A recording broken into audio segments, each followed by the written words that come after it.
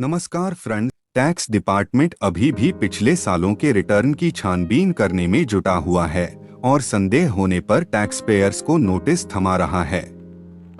कहीं आपको भी इनकम टैक्स नोटिस न थमा दे, इससे बचने के लिए यह जान लेना जरूरी है कि आखिर लोगों को नोटिस मिल क्यों रहे हैं। बनाई गई है यह व्यवस्था। इनकम टैक्स डिपार्टमेंट टैक्स की चोरी पकड़ने के लिए एक मूल सिद्धांत पर काम करता है, जिसमें कहा जाता है कि कोई व्यक्ति अपनी कमाई तो छिपा सकता है, लेकिन अपने खर्च या निवेश इन्वेस्टमेंट नहीं छिपा सकता। इसे ध्यान में रखते हुए पिछले कुछ सालों में आयकर विभाग ने एक ऐसी व्यवस्था बनाई है जिससे टैक्स पेयर्स के खर्च और निवेश पर नजर रखा जाता है। इस व्यवस्था का नाम है स्टेटमेंट ऑफ फाइनेंशियल ट्रांजैक्शन यानी एसएफटी। इसके तहत विभिन्न तरह के लेन देन के लिए अलग अलग सीमा तय की गई है। इस सीमा से ज्यादा का लेन देन होने पर संबंधित इकाई इसकी जानकारी आयकर विभाग को देती है। पैन, मोबाइल नंबर और आधार। पैन, मोबाइल नंबर और आधार से भी वित्तीय लेन देन की जानकारी आयकर विभाग तक पहुंचती है, क्योंकि करीब करीब हर बड़े लेन देन में इनका इस्तेमाल होता है।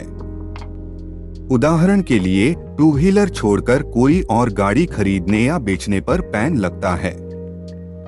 इसी तरह बैंक अकाउंट या डीमैट खाता खोलने, क्रेडिट कार्ड अप्लाई करने के लिए पैन की जरूरत है। अगर आपका बैंक जमा, इंश्योरेंस प्रीमियम, म्यूचुअल फंड या बॉन्ड खरीद, रेस्टोरेंट, होटल या फॉरेन ट्रिप का बिल 50,000 रुपए से ज्यादा है तो भी पैन देना होता है। प्रॉपर्टी से किराया मिलने पर किराएदार को पैन देना होता है। टीडीएस सबसे बड़ा हथियार करदाताओं की आमदनी पर नजर रखने का टीडीएस भी एक तरीका है। बैंक या पोस्ट ऑफिस में जमा रकम पर एक साल में 40,000 रुपए से ज्यादा ब्याज मिलने पर टीडीएस कटता है। इसी प्रकार प्रॉपर्टी खरीदने समेत अन्य मामलों में भी टीडीएस डिडक्ट होता है। इससे भी आयकर विभाग को आपकी कमाई के बारे में पता चल जाता है। इन मामलों की ऐसे मिलती है जानकारी अगर आप किसी एक वित्त वर्ष में 10 लाख रुपए या उससे ज्यादा कैश बचत खाते में जमा करते हैं या निकालते हैं, तब बैंक इसकी जानकारी आयकर विभाग को देता है। ये लेन देन चाहे एक खाते से हो या उससे ज्यादा खाते से, इसके अलावा कैश देकर 10 लाख रुपए या उससे ज्यादा का डिमांड ड्राफ्ट, डीडी, पे ऑर्डर या बैंकर चेक बनाने की जानकारी भी दी जाती है। करंट अकाउंट यानी चालू खाते में 50 लाख रुपए या इससे ज्यादा कैश जमा करने या निकालने पर आयकर विभाग को जानकारी दी जाती है। एक वित्त वर्ष में 10 लाख या उससे ज्यादा की एफडी की जानकारी भी टैक्स डिपार्टमेंट को दी जाती है। कैश और डिजिटल दोनों मामलों में यह लागू होता है।